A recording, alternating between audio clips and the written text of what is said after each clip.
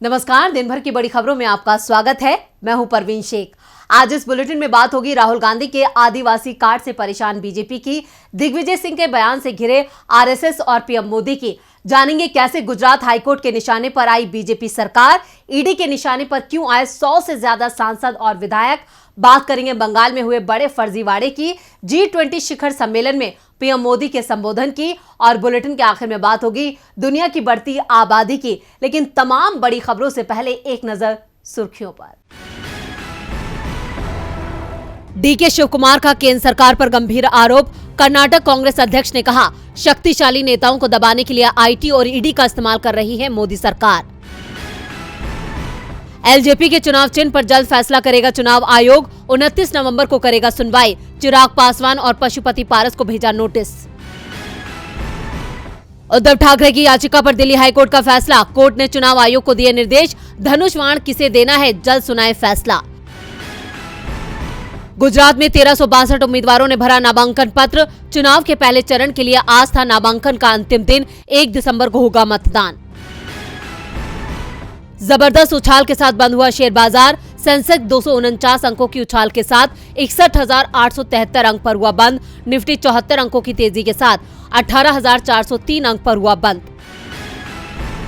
तो ये थी सुर्खियां, और अब बात आज की सबसे बड़ी खबर की। राहुल की भारत जोड़ो यात्रा ने कांग्रेस को बीजेपी से मुकाबले के लिए तैयार कर दिया है। अब जल्द ही गुजरात में भी राहुल गांधी बीजेपी को घेरने वाले हैं। आज अपनी भारत जोड़ो यात्रा के 69वें दिन भगवान बिरसा मुंडा की जयंती पर राहुल ने महाराष्ट्र में आदिवासी समुदाय को संबोधित किया। अपनी इस सभा से राहुल ने आदिवासियों को साफ संदेश भेज दिया है कि बीजेपी पर भरोसा नहीं करना। आज भगवान बिरसा मुंडा की जयंती है। पूरा देश अपने वीर सपूत को याद कर रहा है। इस समय गुजरात विधानसभा का चुनाव चल रहा है, जहां आदिवासी वोटर निर्णायक भूमिका निभाते हैं। गुजरात की कुल आबादी में आदिवासियों का हिस्सा 14% के करीब है। ऐसे में बीजेपी संघ ने भी बिरसा मुंडा के सहारे आदिवासियों को अपने पाले में करने की कोशिश की, लेकिन उनकी इस कोशिश पर राहुल गांधी ने पानी फेर दिया। राहुल गांधी ने हिंगोली में बिरसा मुंडा को श्रद्धांजलि दी, उनकी मूर्ति पर पुष्प चढ़ाए। इसके बाद बीजेपी और संघ की नीतियों पर जमकर निशाना साधा।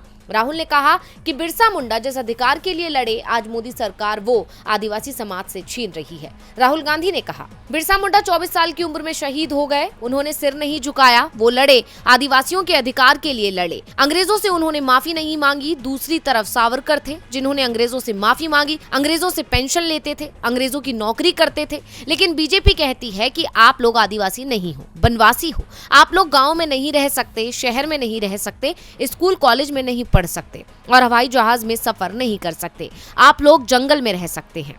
राहुल ने कहा कि 3000 साल पहले पूरा हिंदुस्तान जंगल था। 50 साल पहले भी देखते तो ज्यादातर हिस्सा जंगल ही था। आज जंगल कम होते जा रहे हैं। 30-40 साल बाद जंगल दिखेंगे ही नहीं। बीजेपी का कहना है कि बनवासी का हक जंगल में रहना है, और जब जंगल ही नहीं बचेंगे तो उनका कोई हक भी नहीं बचेगा। राहुल ने कहा, आदिवासियों को बीजेपी हक नहीं देगी, कांग्रेस ही उनका हक दिलाएगी। उन्होंने कहा, बीजेपी कहती है कि जमीन आपकी नहीं है, होगी भी नहीं, आप जंगल के हो। हम कहते हैं कि आप ही यहाँ के असली मालिक हो, जमीन आपकी है, आपसे ये देश लिया गया है, बदले में आपको कुछ देना होगा। आपको शिक्षा, स्वास्थ्य मिलना चाहिए, देश के धन का हिस्सा आपको मिलना चाहिए। राहुल के बयान से साफ है कि कांग्रेस सरकार में आदिवासियों को उनके अधिकार दिए जाएंगे, जो अधिकार इस समय नहीं मिल रहे हैं। दावा किया जा रहा है कि राहुल गांधी 21-22 नवंबर को गुजरात में चुनाव प्रचार के लिए भी जा सकते हैं, जहां आदिवासियों के गढ़ में उनकी रैलियां हो सकती हैं, जिससे बीजेपी अभी से ही चिंतित दिखाई दे रही है। राहुल गांधी अपनी यात्रा में आदिवासियों के मुद्दे को जोर शोर से उठा रहे हैं और मोदी सरकार की पोल खोल रहे हैं। पोल तो दिग्विजय सिंह ने भी आज आरएसएस और पीएम मोदी की खोल दी है। मध्य प्रदेश के इंदौर में भारत जोड़ो यात्रा की तैयारियों में बिजी मध्य प्रदेश के पूर्व मुख्यमंत्री ने मीडिया से बात करते हुए बड़ी बात कह दी। उन्होंने आरएसएस प्रमुख मोहन भागवत और पीएम मोदी को नसीहत दी है। तो क्या कह गए दिग्विजय सिंह, देखते हैं ये रिपोर्ट। मध्य प्रदेश के पूर्व मुख्यमंत्री और कांग्रेस के सीनियर नेता दिग्विजय सिंह अपने तीखे बयानों के लिए जाने जाते हैं। इस बार भी दिग्विजय सिंह ने ऐसा बयान दिया है जो बीजेपी को परेशान कर सकता है, या कहें कि दिग्विजय सिंह ने बीजेपी की पोल खोली है। दिग्विजय सिंह ने आरएसएस और बीजेपी पर निशाना साधते हुए कहा कि भाजपा इन दिनों आलोचना के लिए खासकर राहुल गांधी को इसलिए चुन रही है क्योंकि उनकी भारत जोड़ो यात्रा के 1 महीने के भीतर आरएसएस प्रमुख मोहन भागवत मदरसा और मस्जिद जाने लगे हैं। थोड़े ही दिनों में मोदी भी टोपी पहनने लगेंगे। इंदौर में यात्रा की तैयारियों की समीक्षा के बीच दिग्विजय सिंह ने कहा कि प्रधानमंत्री मोदी सऊदी अरब और अन्य देशों में तो टोपी पहनते हैं, लेकिन वो भारत लौटने के बाद सिर पर टोपी नहीं लगाते। 7 सितंबर से कन्याकुमारी से शुरू हुई भारत जोड़ो यात्रा का 2 महीने के भीतर काफी असर हुआ है। इसलिए संघ के एक बड़े नेता को कहना पड़ा कि देश के गरीब लोग और गरीब और अमीर लोग और अमीर होते जा रहे हैं। दिग्विजय सिंह ने कहा कि आप देखिएगा, जब ये यात्रा अपने आखिरी मुकाम श्रीनगर पहुंचेगी तब क्या होता है।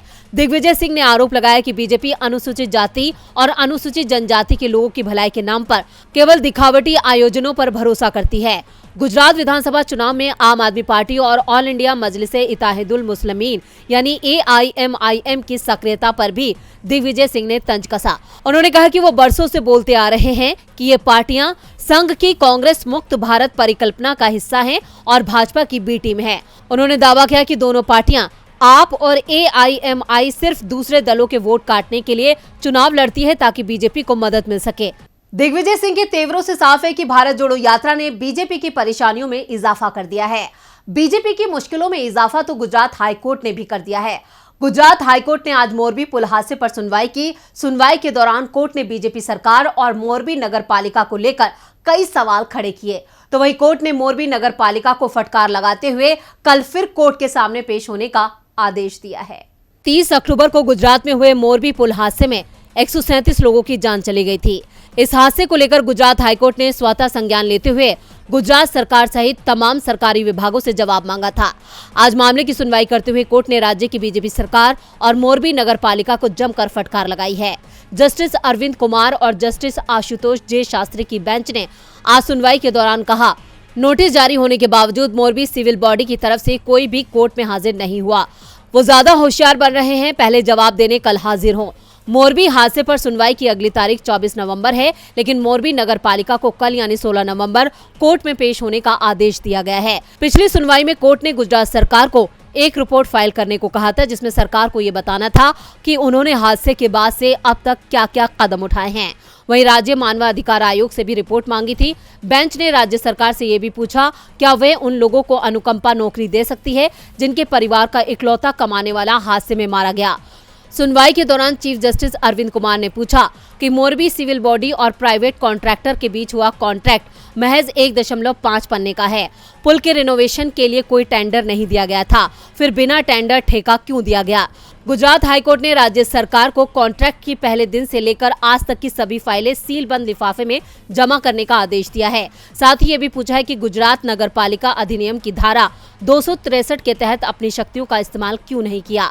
सरकार ने मोरबी नगर समिति के CEO SV जाला के खिलाफ क्या कार्रवाई की है। आपको बता दें कि चीफ जस्टिस अरविंद कुमार की अध्यक्षता वाली पीठ की गैर मौजूदगी के कारण मामले की सुनवाई सोमवार को नहीं हो सकी थी, जिस वजह से आज कोर्ट ने इस मामले में सुनवाई की। अब इस मामले की अगली सुनवाई 24 नवंबर को होगी। यहाँ गौर करने वाली बात यह है कि इस बार मोरबी हादसा गुजरात चुनाव में बड़ा मुद्दा बना है और मोरबी हादसे पर बीजेपी राज्य में बैकफुट पर है। गुजरात चुनाव में मोरबी को लेकर पहले ही बीजेपी मुश्किल में है। ऐसे में गुजरात हाईकोर्ट की तल्खी भी इन चुनावों में बीजेपी को नुकसान पहुंचा सकती है। और अब बात कर लेते हैं एक बड़े खुलासे की। सुप्रीम कोर्ट में ईडी ने अपना हलफनामा दाखिल किया है। इस हलफनामे में यह बात सामने आई है कि ईडी के निशाने पर 100 से ज्यादा विधायक और सांसद है। क्या है पूरी खबर, देखते हैं ये रिपोर्ट। सुप्रीम कोर्ट में दाखिल एक रिपोर्ट में बड़ा खुलासा हुआ है। ईडी की तरफ से दाखिल इस रिपोर्ट में ये जानकारी सामने आई है कि 51 सांसदों और 71 विधायकों के खिलाफ मनी लॉन्ड्रिंग के मामले दर्ज हैं।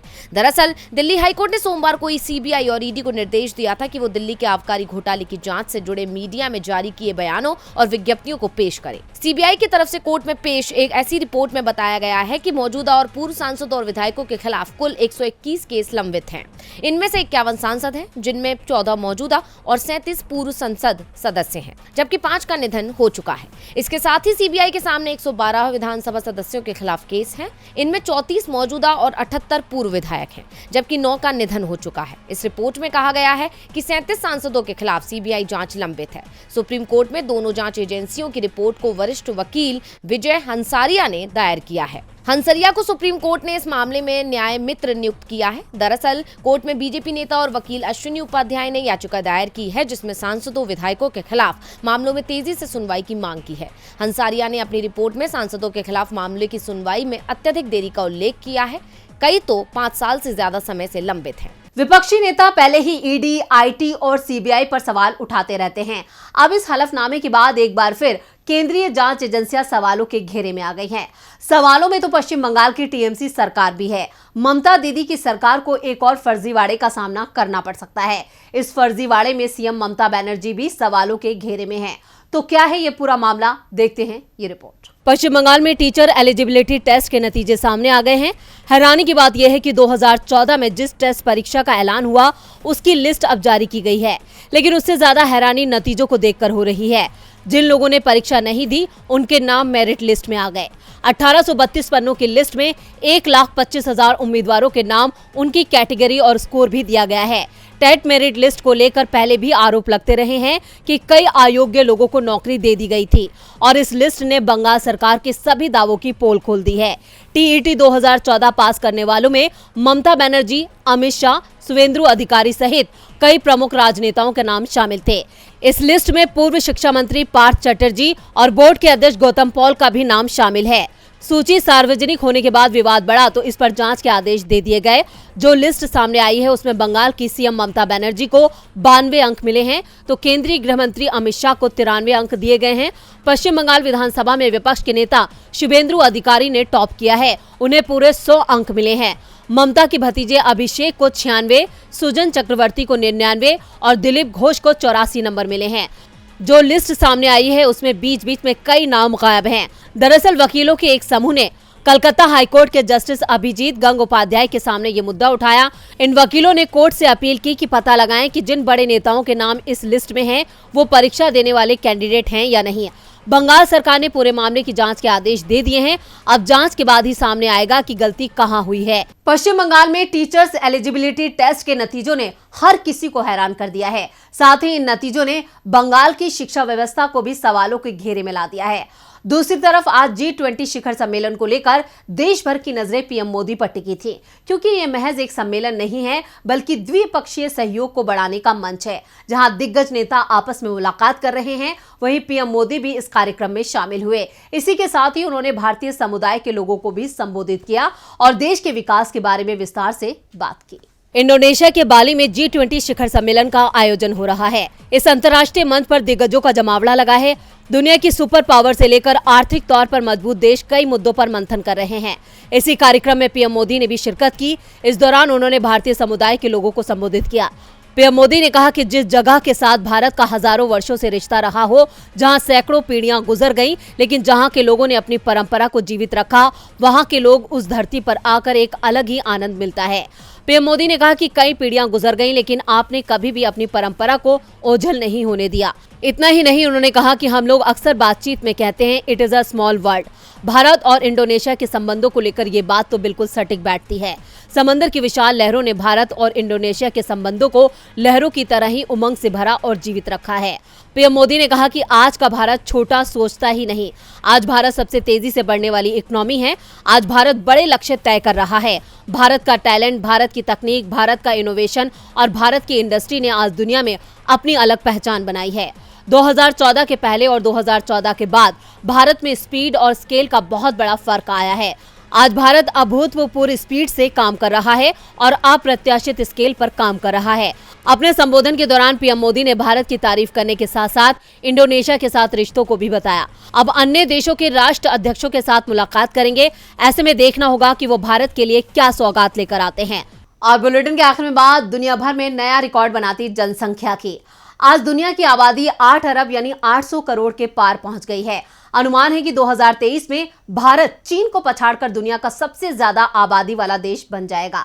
दुनिया की जनसंख्या 2030 में करीब 8.5 अरब और 2050 में 9.7 अरब तक बढ़ सकती है। 2080 के दशक में जनसंख्या लगभग 10.4 अरब के शिखर पर होगी और 2100 तक वहीं रहने का अनुमान है। क्या दुनिया में सबसे ज्यादा आबादी वाला देश बन जाएगा भारत? क्या भारत की आबादी चीन से ज्यादा होगी? क्या भारत में खत्म संसाधन?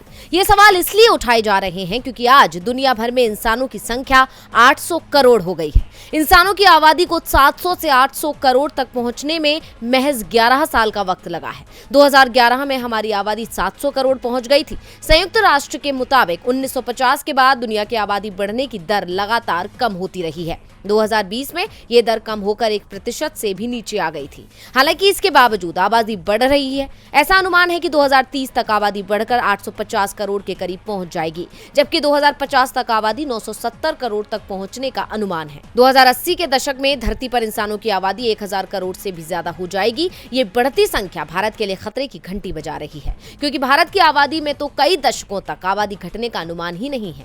अनुमान है कि 2023 में भारत चीन को पछाड़कर दुनिया का सबसे अधिक आबादी वाला देश बन जाएगा। अभी चीन की आबादी 142 करोड़ तो भारत की आबादी 141 करोड़ से ज्यादा है। 2050 तक चीन की आबादी घटकर 131 करोड़ तो भारत की आबादी बढ़कर 166 करोड़ से ज्यादा हो जाएगी। संयुक्त राष्ट्र के आंकड़े बताते हैं कि भारत में हर दिन 67,385 बच्चों का जन्म होता है। हर साल करीब 2 करोड़ 50 लाख बच्चे पैदा होते हैं, यानी दुनिया में जन्म लेने वाला हर 5वां बच्चा भारतीय होता है। ये आंकड़े साफ बताते हैं कि भारत में तेजी से आबादी बढ़ती जा रही है, जो भविष्य के लिए परेशानी का सबब बन सकती है। अब देखना होगा कि इसे रोकने के लिए मोदी सरकार क्या कदम उठाती है।